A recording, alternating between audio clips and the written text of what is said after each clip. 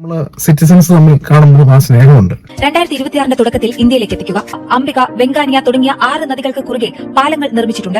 നമുക്ക് ഏറ്റവും കൂടുതൽ വല്ലയായിരിക്കുന്നത് ചൈന, ബംഗ്ലാദേശ്, പാകിസ്ഥാൻ. ലോകം ഫാസ്റ്റായി. അപ്പൊ ഉമ്മ തോമസ് പറഞ്ഞിട്ട് ആർക്കാ ഇപ്പം ഇത്ര പെട്ടെന്ന് പോകാനുള്ള, അല്ലാതെ കേരളയിൽ വരുന്നതിന്റെ അകത്ത് ജനത്തിന് പ്രശ്നമുണ്ടോ എനിക്ക് തോന്നുന്നില്ല. സമയമാകുമ്പം ഞങ്ങൾക്കുള്ള സാധനം ഞങ്ങളുടെ അക്കൗണ്ടിൽ വരുമോ, അല്ല എല്ലാം പറഞ്ഞിട്ട് അവസാനമാകുമ്പം കൈമലത്തി കാണിക്കൂ എന്നാണ് ജനത്തിന്റെ പ്രശ്നം. ഇന്ത്യയും ജപ്പാനൊക്കെ ആയിട്ട് നല്ല ബന്ധമുണ്ട്, വർഷങ്ങളായിട്ടുള്ള ബന്ധം. പണ്ടൊരു കാലഘട്ടം ഉണ്ടായിരുന്നു നമുക്ക് വീട് ഇൻ ജപ്പാൻ. എനിക്കൊന്ന് 80s 90s ഇത് മാത്രം സാധനങ്ങൾ തന്നെ. പക്ഷെ ഇന്നിപ്പം നമുക്ക് നമ്മുടെ സാധനങ്ങളൊക്കെ നമുക്കെല്ലാം ഉണ്ട്. എന്നാലും നമ്മളെക്കാളും ഫാസ്റ്റാ ജപ്പാൻ ഈ ടെക്നോളജി കാര്യത്തിൽ. ഹിരോഷിമയിൽ വന്ന് ബോംബൊക്കെ ജപ്പാന്റെ ഒക്കെ സിറ്റുവേഷൻ നമുക്ക് ചിന്തിക്കാൻ പറ്റും. അവിടെ നിന്ന് വളർന്ന് ഹൈ ലെവലിലോട്ട് എത്തിയിട്ടുണ്ട്. നമ്മളെ തൊട്ടടുത്ത് കിടക്കുന്ന രാഷ്ട്രമാണ്. എനിക്ക് അറിയാവുന്ന പലരും ഇങ്ങനെ പറഞ്ഞു കേട്ടിട്ടുണ്ട്, ജപ്പാനിൽ ചെന്ന ഇന്ത്യക്കാരൻ എന്ന് പറയുമ്പോൾ ഭയങ്കര സ്നേഹമാണ്. രാജ്യങ്ങൾ തമ്മിലുള്ള സ്നേഹം, നമ്മള് സിറ്റിസൺസ് തമ്മിൽ കാണുമ്പോൾ ആ സ്നേഹമുണ്ട്.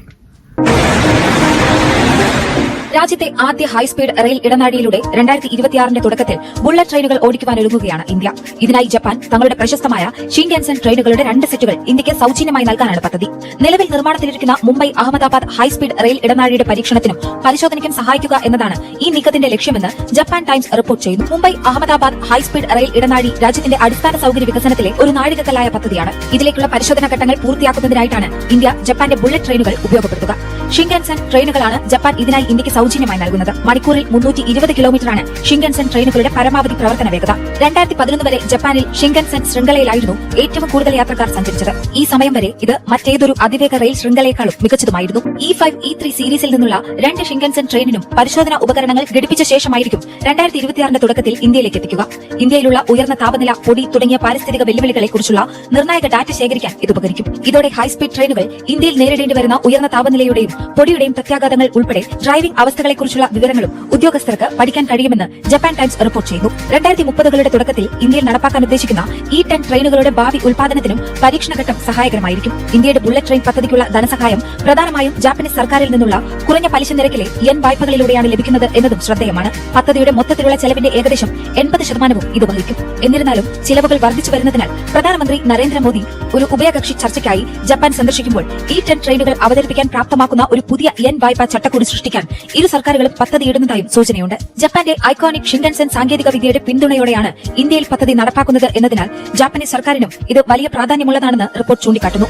ഷിൻകാൻസൻ ട്രെയിനിന്റെ E5 സീരീസ് അതിന്റെ മനോഹരമായ രൂപകൽപ്പനയ്ക്കും നൂതന സാങ്കേതിക വിദ്യയ്ക്കും പേരുകേട്ടതാണ്. അതേസമയം E3 സീരീസ് കാര്യക്ഷമതയും യാത്രാസുഖവും സമന്വയിപ്പിക്കുന്നുണ്ട്.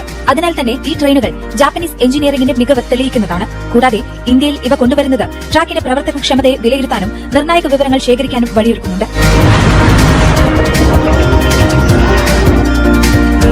അഹമ്മദാബാദ് മുംബൈ ഹൈസ്പീഡ് റെയിൽ ഇടനാഴി നിർമ്മിക്കുന്നതിനുള്ള ചുമതല നാഷണൽ ഹൈസ്പീഡ് റെയിൽ കോർപ്പറേഷൻ ലിമിറ്റഡിനാണ് നൽകിയിരിക്കുന്നത്. 2021 നവംബറിലായിരുന്നു ഇതിന്റെ പണി ആരംഭിച്ചത്. റെയിൽ ഇടനാഴിയുടെ ഭാഗമായി വൽസാദ് ജില്ലയിലെ പാർ, ഔറംഗ, നവസാരിയിലെ പൂർണ്ണ, മിന്തോള, അംബിക, വെങ്കാനിയ തുടങ്ങിയ 6 നദികൾക്ക് കുറുകെ പാലങ്ങൾ നിർമ്മിച്ചിട്ടുണ്ട്. എന്നാൽ ഈ റെയിൽ ഇടനാഴിയിൽ ആകെ 24 നദീപാലങ്ങളാണുള്ളത്.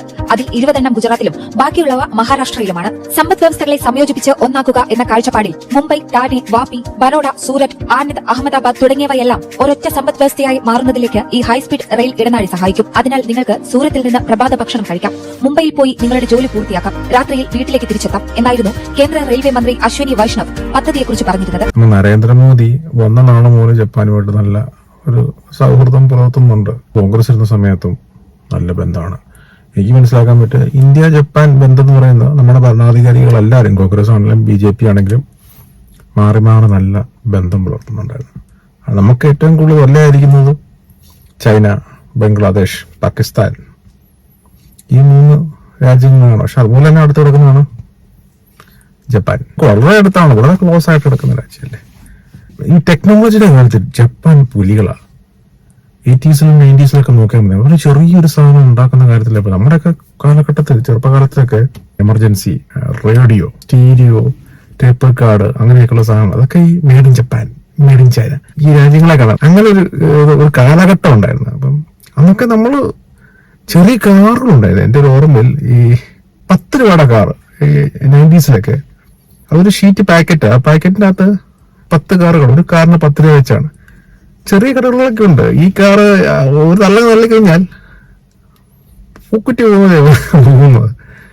അത് രസമാണ് ആ കാറൊക്കെ. അതൊക്കെ എത്ര ഇടിച്ചാലും അത് കംപ്ലൈന്റ് ആകത്തില്ല. നല്ല സ്ട്രോങ് ആ സാധനം. ഈ കാർ എടുത്ത് നമ്മുടെ വീടിന്റെ അകത്ത് തറയിക്കൂടെ വിടണം. തറയിക്കൂടെ ഒറ്റ വിടി ഇട്ട് കഴിഞ്ഞാൽ തറയുടെ അങ്ങേയറ്റം വരെയല്ലോ. അവിടെ പോയി ഭിത്തി ഇടിക്കും. ഇടിച്ചിട്ട് അത് റിവേഴ്സ് എടുക്കും. അന്നൊക്കെ ഇഷ്ടം പോലെ കാറുണ്ടായത്. അന്ന് 10 രൂപ കിട്ടുമായിരുന്നു. ഇഷ്ടം പോലെ കളേഴ്സ് മേടിച്ചിട്ടുണ്ടോ? അപ്പൊ ആ കാറൊക്കെ ഉണ്ടോ? റിമോട്ടെ വെച്ചുകൊണ്ട് ഓടിക്കുന്ന കാർ, കേബിൾ ഉണ്ട്, റിമോട്ടെ വെച്ച് ഓടിക്കുന്ന കാർ. അതുപോലെ ഹെലികോപ്റ്റർ. ഈ ഡ്യൂട്ടി പെയ്ഡ് ഷോപ്പ് ഉണ്ടാകുന്ന കാലഘട്ടം. ജപ്പാൻ എന്ന ടെക്നോളജി അവിടെ നിന്നൊക്കെ നമ്മൾ കയറി. ഭയങ്കര സ്കിൽഡ് പീപ്പിളാണ് എല്ലാം. നമ്മൾ മോശക്കാരെന്നല്ല ഞാൻ പറയുന്നത്. നമ്മളിപ്പം ഈ ട്രെയിനിന്റെ കാര്യത്തിലാണല്ലോ, ബുള്ളറ്റ് ട്രെയിൻ, അത് ഈ ഇവരുടെ എടുക്കുന്ന നന്നായി. അതുകൊണ്ട് നമ്മൾ ഇനി ഒന്നും സെറ്റാക്കി അത് ടെസ്റ്റൊക്കെ ചെയ്തു വരുമ്പോൾ ചിലപ്പോൾ 2035 പോകും. ഇതിപ്പോൾ ഇവരുടെ 2026 എടുക്കുകയാണെന്നുണ്ടെങ്കിൽ നമുക്കതൊക്കെ നമ്മുടെ ഈ അറ്റ്മോസ്ഫിയറുമായിട്ടും ചെക്ക് ചെയ്തതിനു ശേഷം വേണമെന്നുണ്ടെങ്കിൽ ഇതിന്റെ ടെക്നോളജി മനസ്സിലാക്കി നമുക്ക് വേണേൽ ഇങ്ങനത്തെ നോക്കുകയും ചെയ്യും. നല്ല ബന്ധമാണ് ജപ്പാനുമായിട്ട്. ചൈനയായിട്ടുള്ള പോലെ അവർക്ക് നമ്മളെ ഹെൽപ്പ് ചെയ്യാൻ താല്പര്യമുണ്ട്. നല്ല സൗഹൃദം പുലർത്തുന്ന ആൾക്കാർ ജപ്പാൻകാർ. ഏതായാലും വികസനം എക്കാലവും നമുക്ക് ആവശ്യമാണ്. നമ്മൾ വൈകിപ്പോയി. ബുള്ളറ്റ് ട്രെയിനൊക്കെ വന്നിട്ട് ഒത്തിരി നാളായി. നമ്മുടെയൊക്കെ രാഷ്ട്രീയ സാഹചര്യം, നമ്മുടെയൊക്കെ മതപരമായ സാഹചര്യം, ഇതൊക്കെ ഇതിനെ ബാധിക്കില്ല. ഇന്ത്യ പോലെ രാജ്യം എന്ന് പറയുമ്പം പല സ്റ്റേറ്റ്സ്, ഓരോ സ്റ്റേറ്റിൽ ഓരോ ഭാഷ, ഓരോ സംസ്കാരം, പല മതസ്കര് ഇതൊക്കെ കിടക്കുന്നുണ്ട്. എല്ലാ കാര്യങ്ങളും ഒന്ന് കൺവിൻസ് ആക്കി എടുക്കാൻ സമയം എടുക്കാം. കാരണം നമുക്ക് എല്ലാത്തിനും തീരുമാനം എടുക്കാൻ വേണ്ടി ബുദ്ധിമുട്ട് നേരിടുന്നു. ഭാഷയെ പോലും പ്രശ്നമല്ലേ എന്നാലോചിച്ച് നോക്കി. കൺട്രി നേരിടുന്ന പ്രശ്നം അതാണ്. ഈ കൺട്രികൾക്കൊന്നും ആ പ്രോബ്ലംസ് ഇല്ല. ക്വിക്ക് ഡിസിഷൻസിലോട്ട് പോകും. നമുക്ക് ആ ക്വിക്ക് ഡിസിഷൻ എടുക്കാൻ ഇച്ചിരി ബുദ്ധിമുട്ടാണ്. പക്ഷെ നമ്മുടെ ഭരണഘടനയൊക്കെ എൻ്റെ ഡിഫറെന്റ് ആണ്. പിന്നെ ഇതിൽ രാഷ്ട്രീയം കാണാൻ ശ്രമിക്കില്ല. ഈ വീഡിയോ ഇട്ടതിന്റെ പേര് നീ കൊങ്ങിയല്ലേ, നീ സംഖ്യയല്ലേ, നീ കമ്മിയല്ലേ. എന്റെ പൊന്നു സുഹൃത്തുക്കളെ, ഇവിടെ കൊങ്ങിയും സംഖ്യയും മറ്റൊന്നുമല്ല. നാടിന്റെ വികസനമാണ് വലുത്. ജനത്തിന് എന്താ വേണ്ട? വികസനമാണ്. രാഷ്ട്രീയ അടിമകളുണ്ട്. അണിയെന്നും ഭക്തനെന്നും ആരാധകനൊക്കെ പറഞ്ഞ് നടക്കുന്നവര്. ഇവിടെ എന്താ നമുക്കിവിടെ നാട്ടിൽ നടക്കുന്നത് എന്താണ്? ഒരു മതം, ആ മതത്തിന് രാഷ്ട്രീയം കാണും, ആ മതത്തിന് നടൻ കാണും. അപ്പം അതിൽ ചുറ്റിപ്പറ്റി തൊഴിലെടുത്ത് ജീവിക്കുന്ന ആൾക്കാരുണ്ട്. അണികൾ, ആരാധകർ, ഭക്തർ. ഇവർക്ക് എന്താ പറയുന്നത്? ഇവരുടെ നയം എന്ന് വെച്ച് കഴിഞ്ഞാൽ പ്രതിരോധിക്കുക.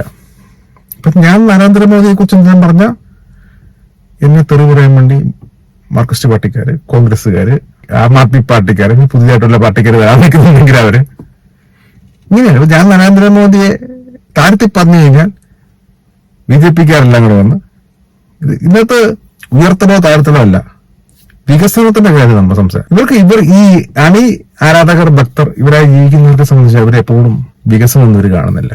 പ്രതിരോധിക്കുക. അത് നമ്മുടെ നേതാവ് അല്ലെങ്കിൽ നമ്മുടെ തമ്പുരാനെ കുറിച്ചാണ് പറഞ്ഞിരിക്കുന്നത്. അവൻ രണ്ട് തെറി പറഞ്ഞേക്കാം, രണ്ട് തന്തയ്ക്കും തള്ളയ്ക്കും വിളിച്ചേക്ക്. സുഹൃത്തുക്കളെ, നമ്മൾ ചിന്തിക്കുക, കുറച്ചുകൂടെ വിവേചനത്തോടെ സംസാരിക്കുക, ഒരു കമന്റോളിയാകാതിരിക്കുക, അല്ലെ ന്യായീകരണ തൊഴിലാളിയാകാതിരിക്കുക. ഇപ്പം ഇതുപോലെ ട്രെയിൻ കേരളത്തിന് ആവശ്യമാണ്. 2025 നമ്മളിപ്പോ പിണറായി വിജയൻ സർക്കാർ പറഞ്ഞ കേരയിൽ പദ്ധതി നല്ലൊരു ഓപ്ഷനാണ്. പക്ഷെ ഈ കേരയിൽ വരുമ്പോൾ നേരിടുന്ന പ്രശ്നം പരിസ്ഥിതി പ്രശ്നമുണ്ട്. ആൾക്കാർക്ക് പേയ്മെന്റ് കൊടുക്കണ്ടേ?